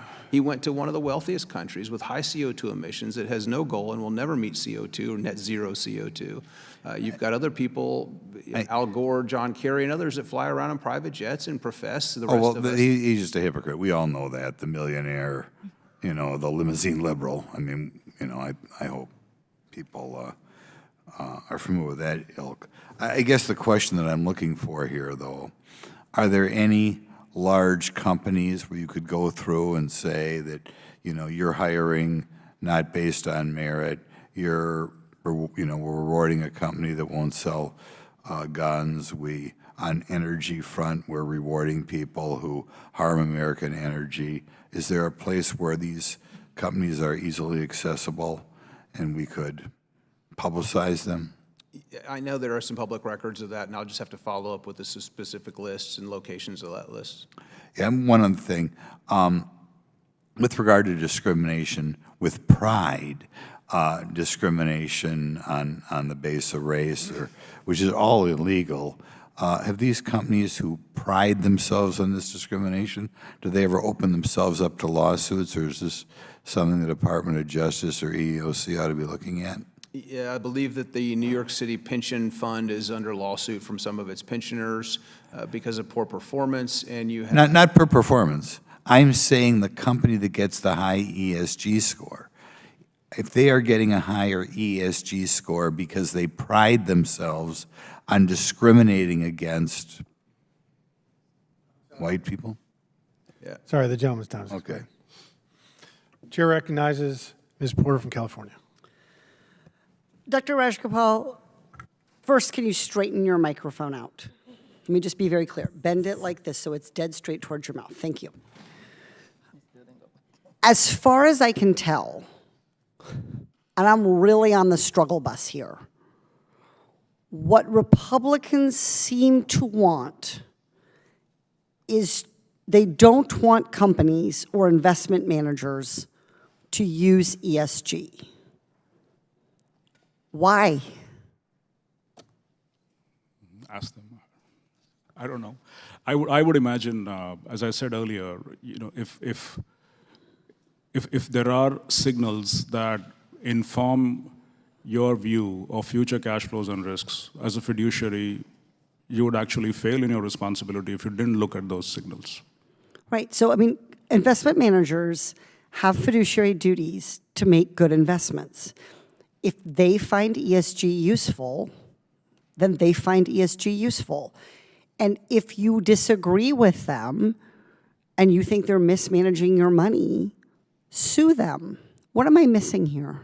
Or short the stock. You don't even have to sue them, right? I mean, if you have a view that just short the stock, make money, you can be an activist, right? That's how capital markets work, and that's where the discipline comes from. Right. So I'm really struggling here to understand what Republicans want to have happen. Are they, from your understanding here, it seems like what they want is they want companies to do things that they like. I too, by the way, would like companies to do things that I like. And I sometimes choose to invest in companies whose practices I like more. But Ms. McClain, my colleague on the other side of the aisle, is saying that if companies want to use ESG, they should be free to do it. Did you hear her say that? I thought so, yeah. Then what is the point of this hearing? I too, I'm with Ms. McClain. I think companies should be free to decide for themselves whether ESG practices are beneficial to their bottom line and their business model and help them attract customers or don't. I too think that asset managers should be free to decide that ESG data helps them make good valuation decisions and good investment decisions. And if they don't, they should be able to ignore it. I honestly, I can't believe this is part two of when part one was actually the stupidest hearing I've ever been to, and now we're having a part two. Please, God, let there not be a part three. Dr. Rajgopal, is it better for pension fund managers to have more options for investing people's retirement savings, or is it better if they have fewer options? More, obviously. What is a pension fund manager's primary responsibility? To make sure that they can deliver a return commensurate with the pension benefits that have actually been promised to their workers. Great. Will limiting pension fund managers' investment options increase retirement savings? Not that I can think of. But and by the way, you are not just thinking about it. The Kansas Division of Budget did a study. They found that limiting pension fund managers' investment options would cost the retirement system $3.6 billion in reduced returns over 10 years. When we cut off companies and asset managers from choices, investors lose money. We are sacrificing the freedom to invest, and we are all poorer. We're poorer because we have fewer choices, and we're literally poorer because we have lower returns. In 2021, the Texas state government passed a law prohibiting municipalities from signing loans with banks that they believe boycott fossil fuel companies, I believe also guns. Is it better for municipalities to have more options for loans or fewer options for loans? It's a simple supply-demand kind of issue. If you cut off a few suppliers of a product or a service, and if demand stays constant, the price of that good or service goes up. Thank you. I yield back. I literally am out of ideas here, Mr. Fallon. I appreciate the extra time. Chair recognizes Ms. Norton from Washington, D.C. Thank you, Mr. Chairman. This hearing highlights the partisan divide over what information investors should have access to when making financial investments. I think we all understand that. My Democratic colleagues and I believe that investors should be free to make their own choices using available data. We think workers seeking to invest in their futures should have the information they need to make evidence-based decisions. My Republican colleagues want to restrict investors to certain types of investments that show short-term profitability by withholding data on the long-term financial sustainability of a company. The issue at stake today is whether individuals and families will have the freedom to invest responsibly by considering all relevant factors in making investment decisions, including environmental, social, and governance principles. Mr. Rajgopal, how does considering ESG offer more choices to investors? So if you were to just go by what an income statement or a balance sheet or the footnotes of a financial statement tell you, you would perhaps not have a full appreciation for all the risk factors related to the future sales, future costs, and future earnings of a company. So that's what ESG gives you. Well, Mr. Rajgopal, would you agree that restricting the consideration of ESG data also restricts the ability of investors to make choices? I fully agree. During the last ESG hearing, Illinois Treasurer Michael Fredericks made a compelling case that short-term profit should not necessarily be the principal factor for making investment decisions. For example, Purdue Farmers' financial returns showed a very profitable company earning billions of dollars. Purdue, however, eventually went bankrupt because they made those profits by manufacturing an opioid epidemic, resulting in numerous lawsuits and contributing to hundreds of thousands of deaths across this nation. The inherent risk in a company that sells a product that kills a considerable percentage of its consumers through drug overdoses seems like a very relevant factor to consider for making investments. If Republicans had their way, investors would not be able to consider such risks. So, Mr. Rajgopal, when Purdue Pharma filed for bankruptcy, how did that affect its investors? They lost all their money. They lost their principal. That's clear and simple. Mr. Rajgopal, should asset managers have been able to choose whether to consider the inherent risk associated with investing in Purdue because of the opioid epidemic? Absolutely. I mean, any good analyst should have asked these questions. Yeah. Well, Democrats are for transparency and against limiting what data families and investors can consider in investment decisions. I yield back the balance of my time. Chair recognizes Ms. Oh, there she is. Perfect timing. From New Mexico for her 5 minutes.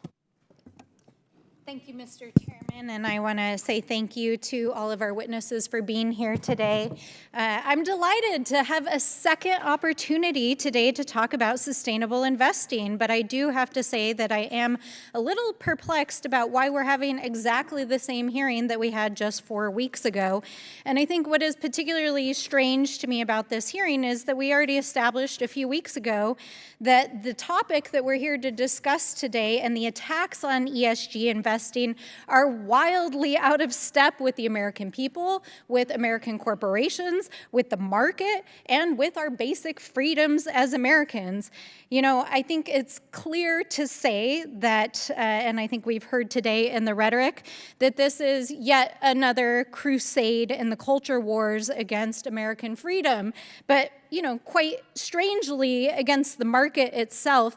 And what I find particularly strange about this conversation is that over 63% of American voters actually directly oppose any kind of government interference in investing strategies, and the vast majority of Republicans oppose it as well. And you know, when you look at the bigger picture, when you look at what the American people are actually asking Congress to do, asking businesses and the private sector to do, almost 70% of Americans are in support of actions to address climate change, to transition to a clean energy economy. And for our younger Americans, for young people, they are 2.5 times more likely than the older generations to say this is their #1 issue. So why are we having a second hearing on this topic when we've already established that it really has nothing to do with anything that the American people want us to be working on? But, you know, I think it's a good opportunity to talk about the things that we do care about, which is climate action. That is what the American people are asking us to do. And in fact, that is what Democrats did this last year when we passed the Inflation Reduction Act, which we've said time and time again is not only the most significant investment in climate action that this country has ever taken, it's the most significant action on climate change that any country has ever taken in the history of the world. And that is why the president went to bat to protect the Inflation Reduction Act last week when Republicans threatened to tank our economy over the debt ceiling. So it's just completely outrageous to me that we're here talking about this once again. But I think the other aspect of all of this that I find particularly troubling is the veiled commentary about wokeism as it applies to issues of diversity and inclusion. Because what we're actually talking about is women and people of color participating in the boardroom, being in leadership positions, having meaningful jobs, investing in companies who care about that. Why wouldn't we care about that? Do we think that our Fortune 500 companies are actually struggling right now with retaining the kind of historical leadership that they've had? No, they're not. In fact, only 30% of Fortune 500 companies have members that are women, and their boards are disproportionately white and non-people of color compared to the rest of the country. So for those of you who are opposed to ESG and opposed to diversity, you know, I think we have an important message here to say, which is, thankfully, the American people and American businesses disagree. And not only do they disagree because it's the right and ethical thing to do, it's also good for the bottom line, because more diverse businesses, more diverse boards actually lead to more successful businesses. So as a factor in investing, it's not only important to advancing social justice and equity in our society, it's also a factor that we have to be considering when we're making investments and our fiduciary responsibilities. So, you know, we've heard a lot here today, but Mr. Rajgopal, I want to thank you for being here.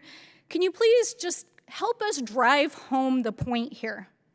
Tell us why investors and businesses take ESG into account, and why is ESG important not only for advancing our goals as a society, but also for investing?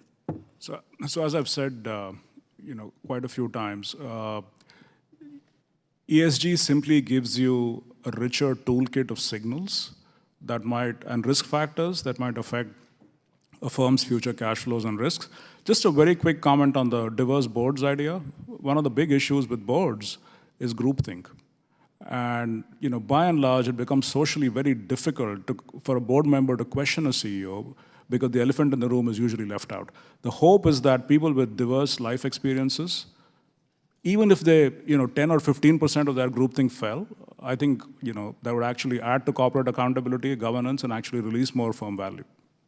Thank you. And, just in conclusion, I want to say it's very clear. Americans want climate action. They want sustainable investing. They want diverse work environments and leadership. And the American people want their freedom. And so I appreciate all of you for being here today and those of you who are doing this important work. And with that, I yield back. Chair recognizes Ms. Balint from Vermont. Thank you, Mr. Chair.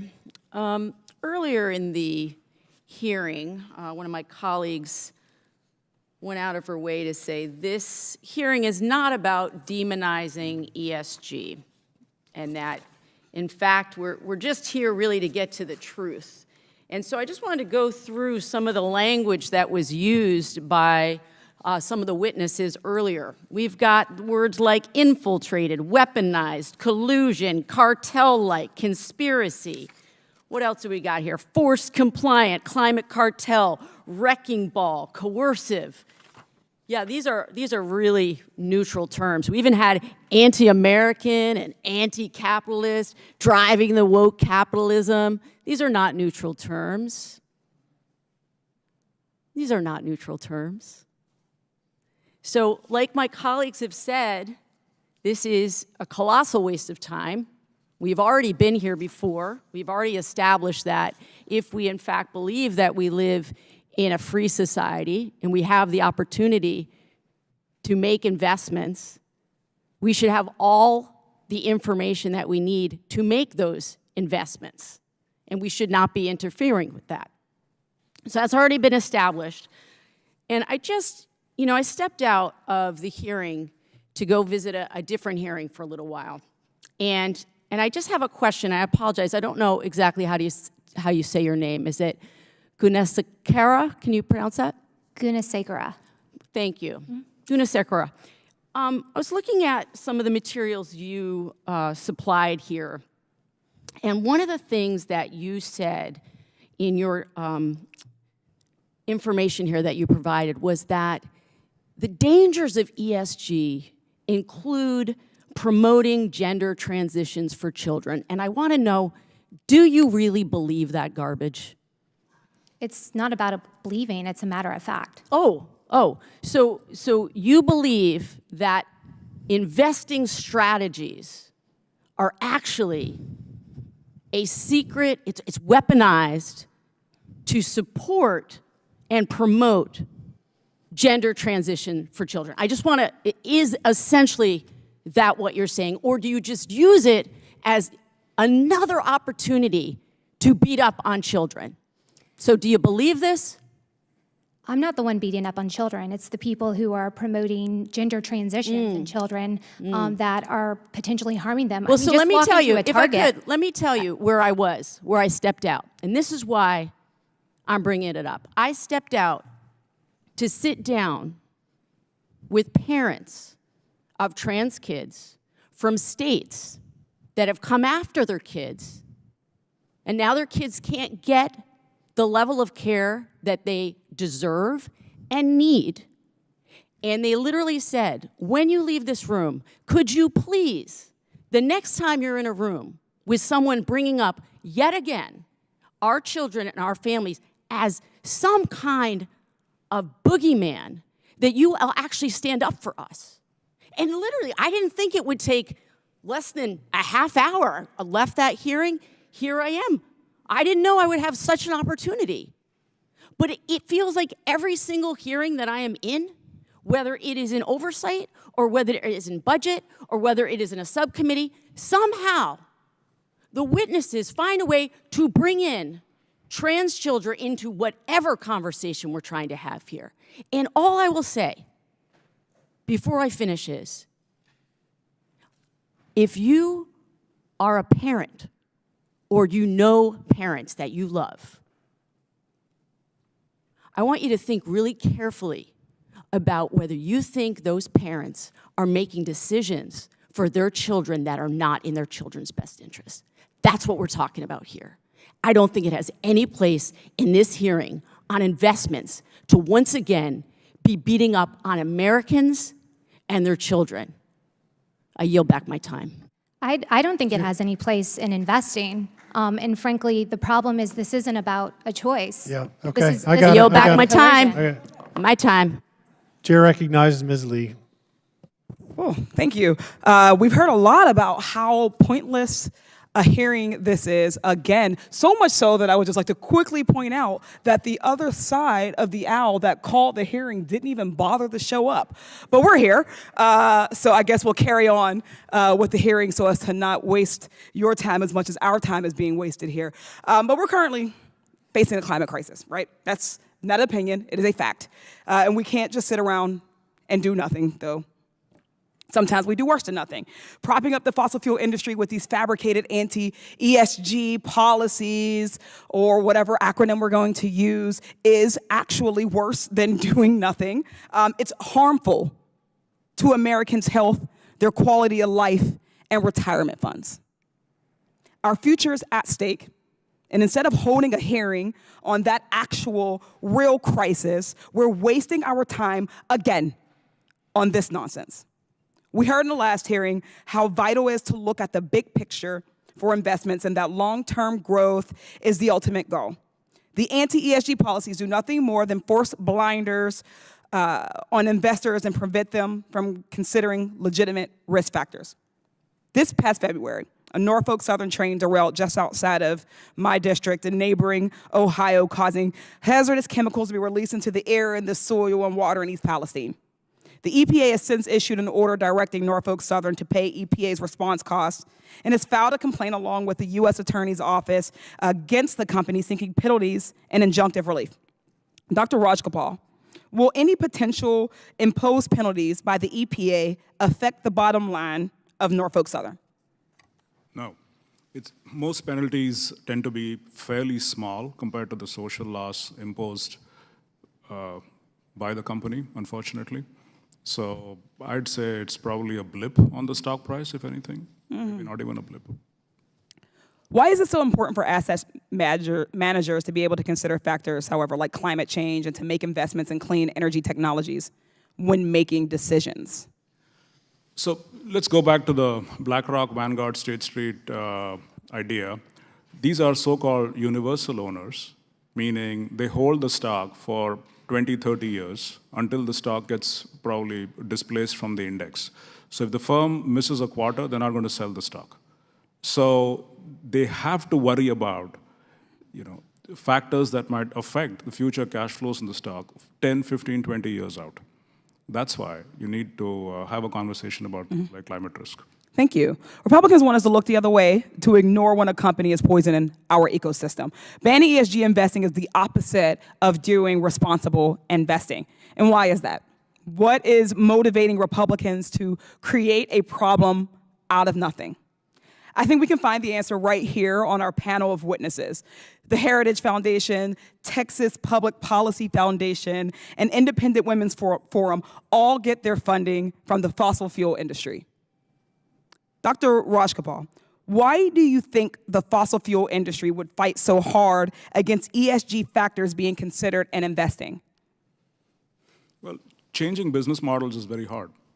So if you ask an oil and gas company to suddenly become or think about a different line of business, the history in corporate America of companies changing course is not very good.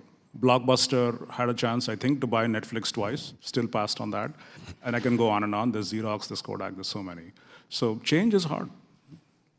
Let me just add that not only is change hard, but change is in fact inevitable, right? Whether it's hard or not. Current fossil fuel assets are facing an estimated $1 trillion loss over the next 15 years. Their need for a paycheck is apparently more important than ensuring our planet is usable for the next generation. I came to environmental justice not through education, but through necessity. Pittsburgh has some of the worst air quality in the nation on any given day. Allegheny County, specifically the Mon Valley where I grew up, suffers from some of the highest rates of asthma, of cancer, and of other respiratory illnesses. We see corporate polluters sacrifice the health and well-being of our communities for their own financial gain over and over. Yet when we want to consider the environmental impact and how we invest our money, they lobby and they throw money around to stop us. Every person deserves clean air and a livable future. My Republican colleagues need to wake up and get with the majority of Americans who are demanding action on climate change. I yield back. Chair recognizes Mr. Letourneau from Kansas. Thank you, Mr. Chairman. Thank you all for being here. When President Biden introduced his new ESG rule earlier this year, allowing fund managers to invest America's retirement savings into ESG funds without their knowledge, the House and the Senate took bipartisan action to block this reckless proposal from moving forward. Unfortunately, the White House didn't get the message. President Biden used the first veto of his tenure to give large financial institutions the ability to advance his political agenda, which the vast majority of Americans would never endorse at the ballot box through forced investment, skirting due process. The truth is, most Kansans don't want any part of President Biden's ESG agenda, much less with their hard-earned retirement savings at stake. And why would they? The ESG movement forces financial entities and investors to ignore real-world fiscal value for the sake of pie-in-the-sky climate change initiatives. Does a bank comply with ESG practices or prioritize as they should, delivering value to their stakeholders? Energy was the sole sector in the S&P 500 to rise last year, but ESG-aligned funds, which spurn fossil fuel companies by design, unanimously underperformed the S&P 500. Despite this reality, my colleagues across the aisle seem to be just fine with policy which conditions the behaviors of our financial institutions upon arbitrarily contrived ESG scores and puts woke climate change policies over the financial security of hard-working Americans. Mr. Moore, the Census Bureau estimates 25% of Kansans will be 60 or older by 2030. Retirement funds constitute nearly half of mutual fund assets nationwide. Can you briefly elaborate upon the financial liabilities my constituents' golden year savings are exposed to under the Biden administration's ESG standards? Congressman, I outlined in my testimony that the preponderance of the studies show that ESG investing reduces investor return. It reduces the value of the fund.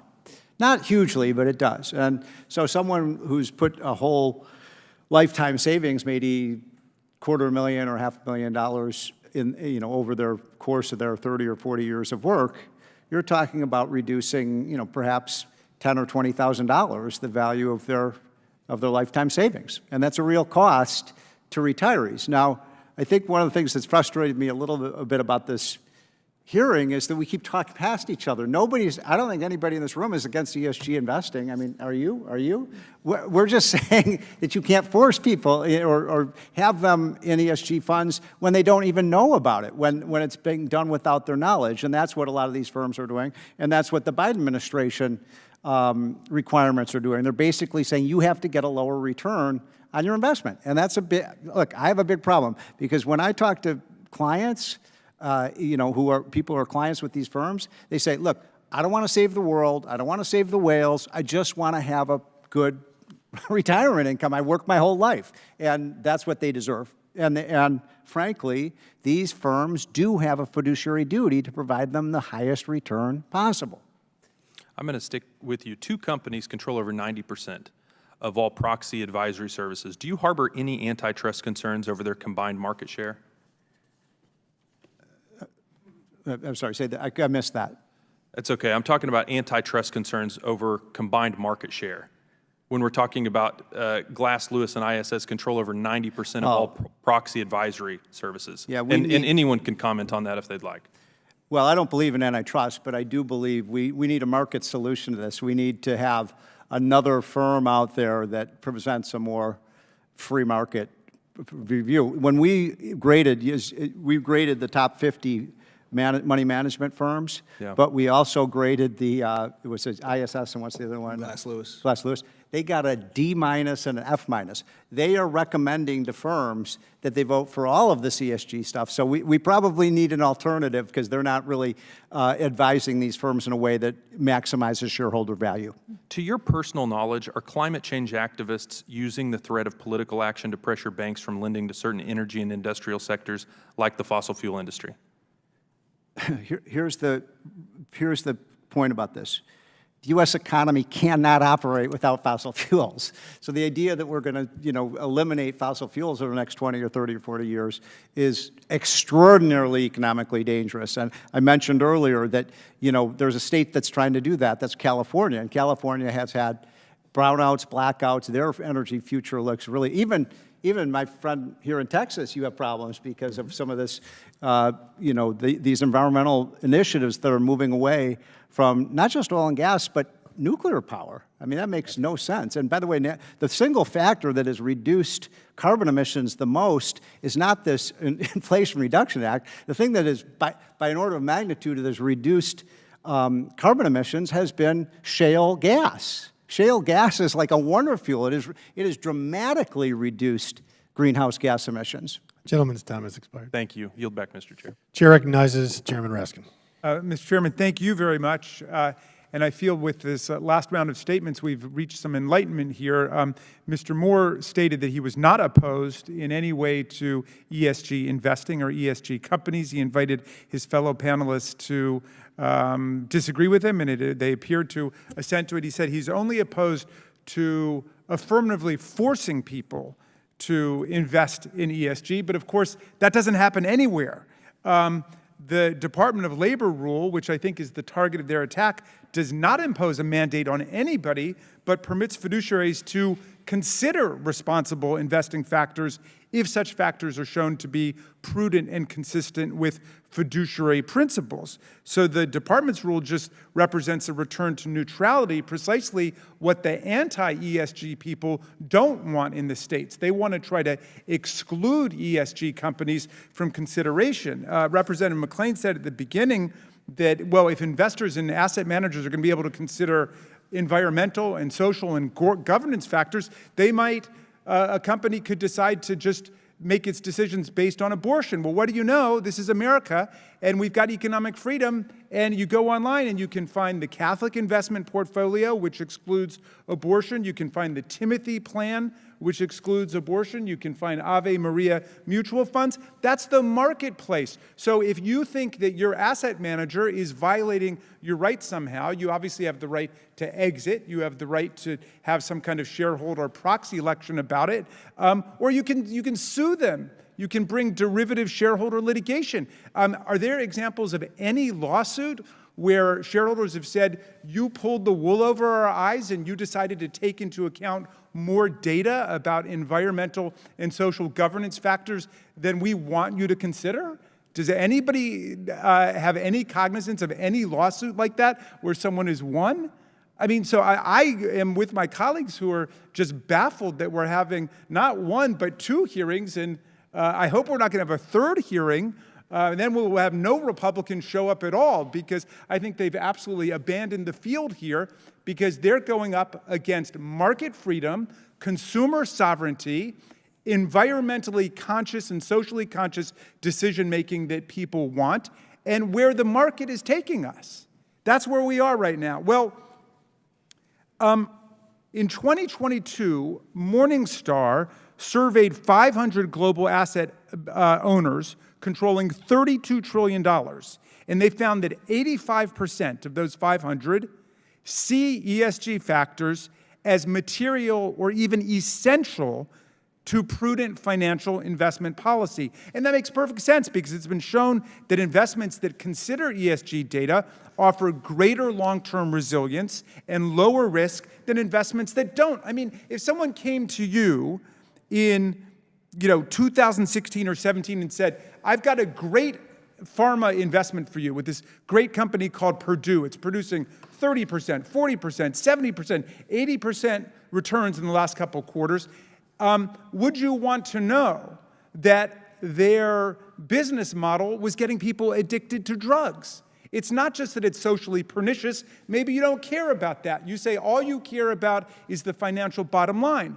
But if you care about your financial bottom line, you're going to want to know if that company is going to go bankrupt because of its socially predatory practices. Same thing with, take the Massey Energy Company in West Virginia. If someone said to you, invest in Massey Energy, they're getting staggering profits in 2007, 2008, before the Upper Big Branch mine disaster, which took the lives of 29 workers. And someone said, well, why don't you consider the fact that they've got hundreds of mine safety violations and OSHA violations.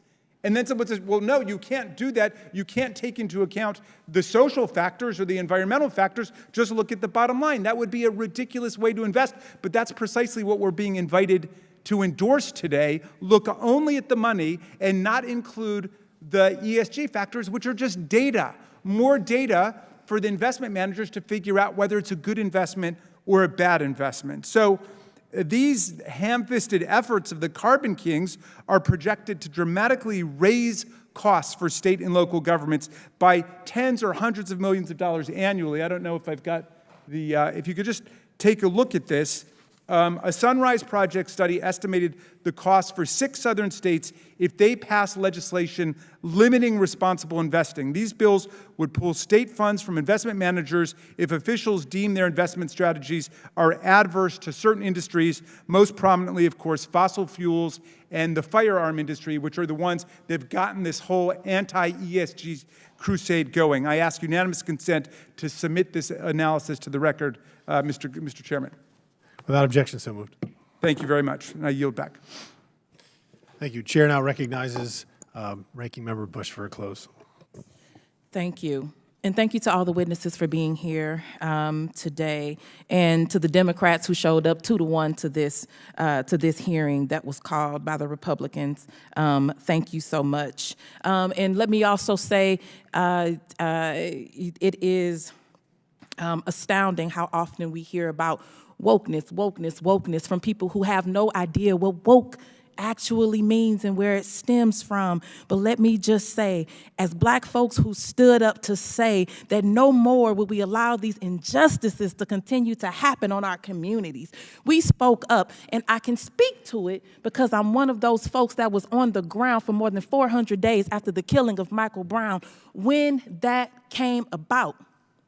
We said we woke up because we won't allow anyone else to do this to us without us fighting back. And so when you say I'm anti-woke, when you talk about wokeness, you're saying I'm anti-Black, and I don't want Black people to speak up for themselves. I don't want equality and justice for Black folks. So I say to those that say wokeness, we're anti-woke. This is not wokeness, what we talked about in here. And you should be on the side of folks who are woke because we're saying no more oppression against our community. So whatever else is being thrown around, unless you are saying I'm racist, white supremacist, and I'm bigoted, stop talking about wokeness. And you can't tell me that I'm wrong because I'm from the very movement where this came about. Don't let a fascist tell you what being woke means. Now, responsible investing, which has nothing to do with wokeness, depends on ESG data to facilitate planning for long-term challenges, requiring firms to disclose more data about their risk and returns, and how that helps to protect our future by investing in climate resilience and clean energy. And this is good for our planet, it's good for business. Climate and extreme weather-related events already affect both small and large businesses every single day.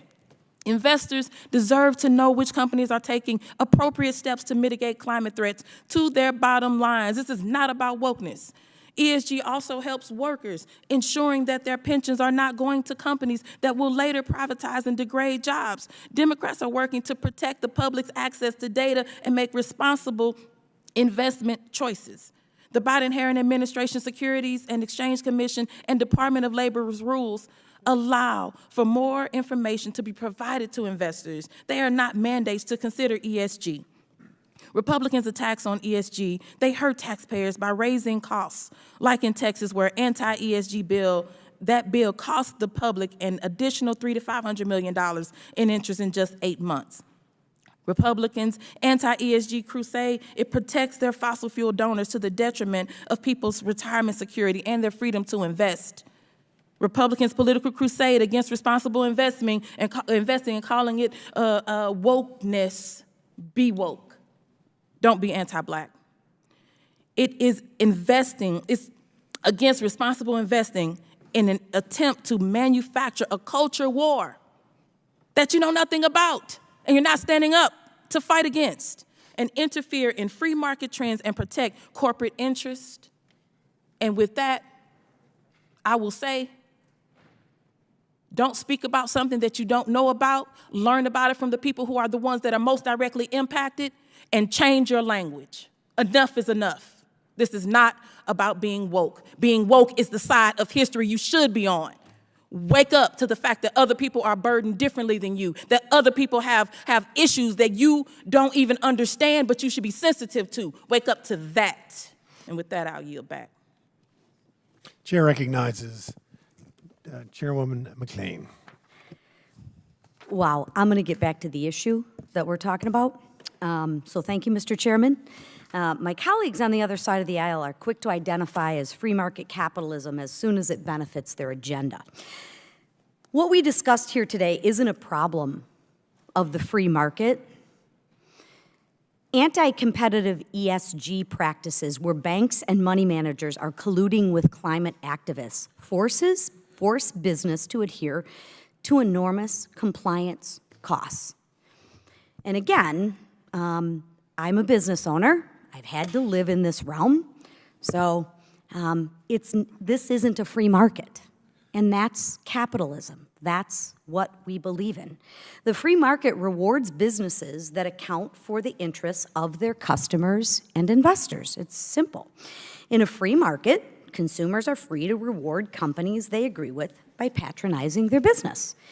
This isn't the case with ESG, because many of these decisions are being made without the customer's knowledge. If an investor does not know that their funds are being used to finance ESG initiatives, they cannot make informed decisions. When you contribute to a pension fund, you are putting your hard-earned savings in the hands of a fiduciary who may not have your financial interests at heart. And we now are seeing these investors get a green light from the government to prioritize their desires over Americans' financial best interest. Like I said at our last hearing, I don't think my colleagues would be so quick to support this level of stakeholder capitalism if the S in ESG was investing in pro-life causes or pro-Second Amendment businesses. My goodness gracious, we would be all up in arms, and we'd be talking about everything but the issue at hand. Because what I find interesting with my colleagues across the aisle, when they can't beat you on the issues, they go into name calling. So I would prefer to just stick with the issues and the facts, right? That's why economists do so well, because it sticks with the facts. Rates of return are pretty simple. We don't get into the ideology. You know, to me, it's hypocrisy. And it's a tool to advance the left-leaning policies without the say of the American people. And they try to bully you with the labeling and the name-calling. Well, I'm, for one, not going to be bullied. The facts are the facts. You can call me any name you want to call me, but let's look at the facts. And let's be honest, and let's be transparent.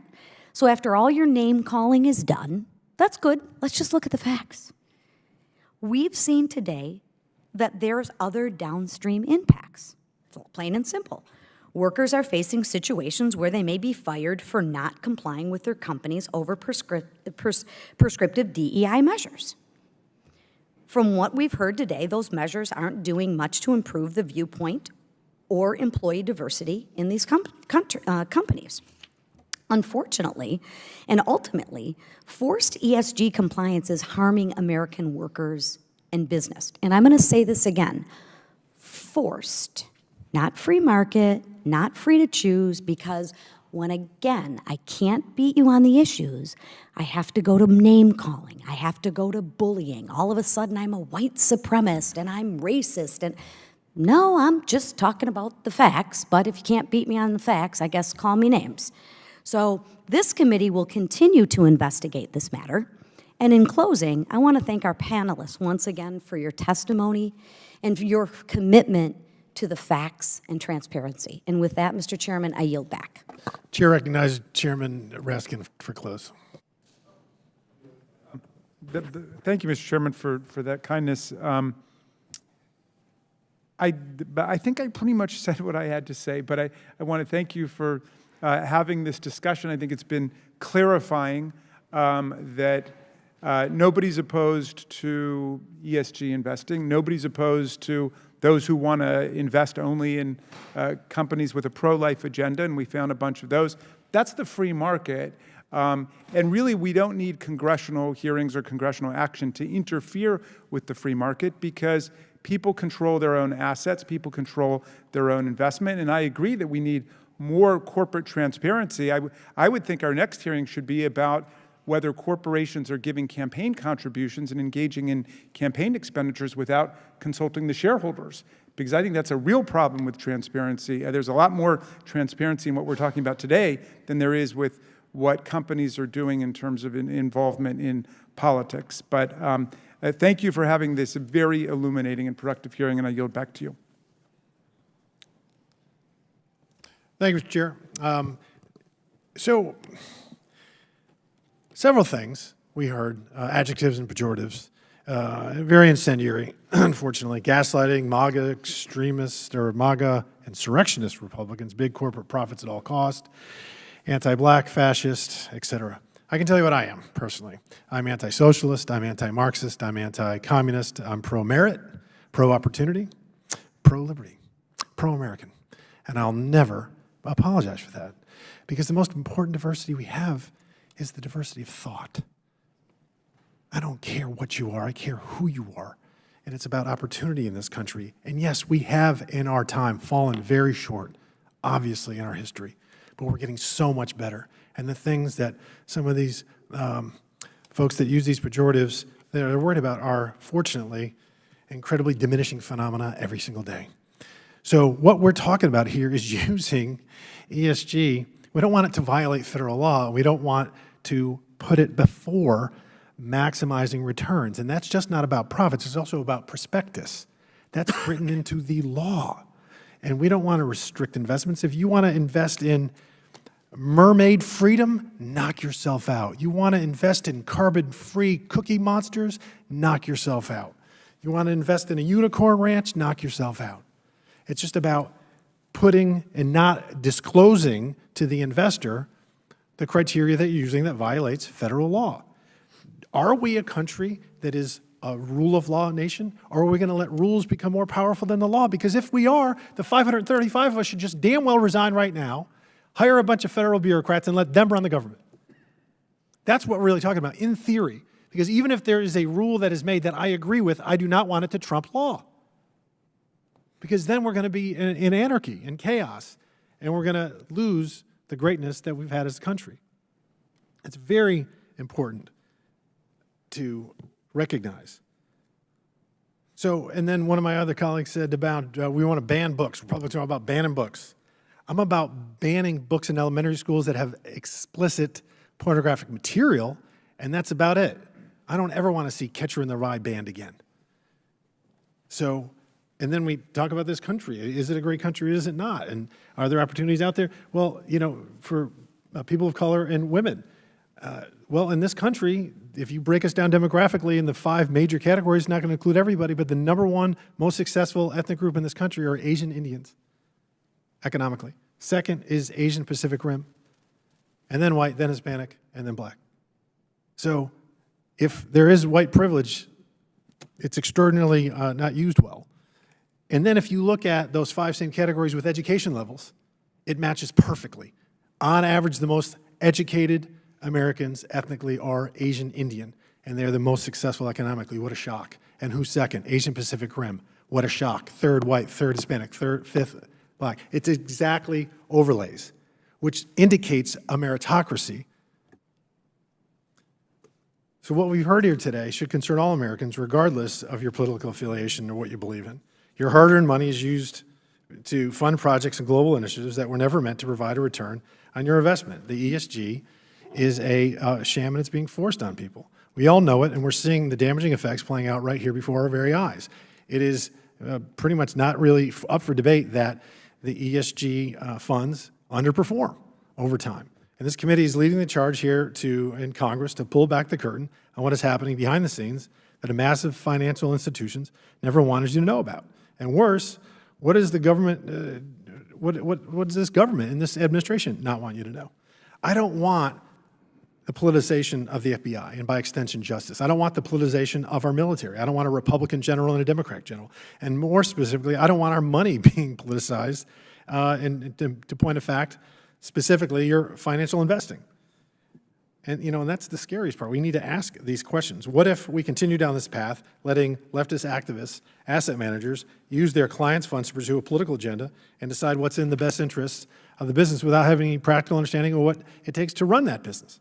And at best, you have less money in your pocket and a warm, fuzzy feeling about the brands you may choose to purchase. And again, if you want to invest in ESG funds, invest in them. But there needs to be proper disclosure. Mr. Chairman, could I pose one question to you? I yield for a question. You're very kind to do it. I just wanted to give you the opportunity to clarify one thing. You said you sort of elucidated a racial hierarchy in terms of success in America. And at the end, you said, what does that indicate? It indicates a meritocracy. And I would just give you the opportunity to amend that to say it would also indicate the legacy and the persistence of racism in America, slavery, Jim Crow, and the history that we're all aware of anti-black laws in the country. Well, clearly we've had problems. I mean, our greatest original sin has been slavery. Obviously, that's not for debate. I don't understand your question. No, I think it illustrates a point of when somebody says white supremacy or white privilege or what have you. I find this country to be incredibly inviting to all comers, and that's why we have the communists build walls to keep people in. We don't keep walls to keep people in. People are welcome to leave if they want.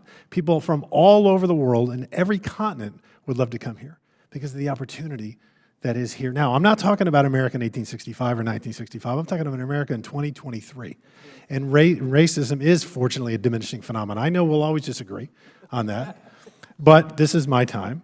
And to answer your question, people of color, Asian Indians, and there were less than 1% 40 years ago.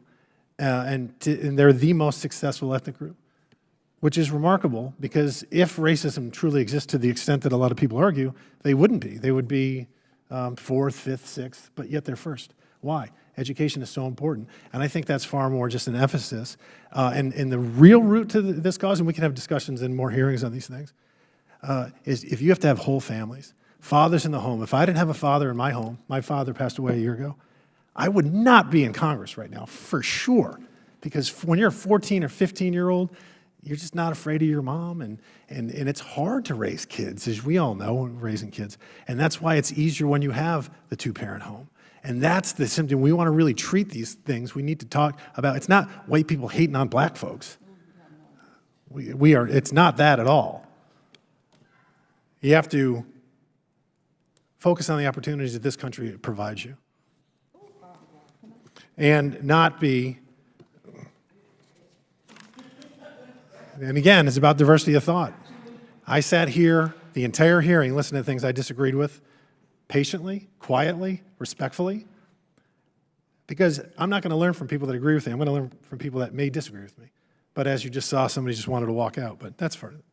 After all, At the end of the day, I do believe in American exceptionalism. I do believe this country is the greatest one history has ever known, and I do believe that in 2023, we should take every opportunity to prosper and make sure that the best days of this country have yet to be counted. And we have that right here. So back to this topic and to close. You know, the American public has every right to understand what their investments are really going towards. And we're here to get to the answers.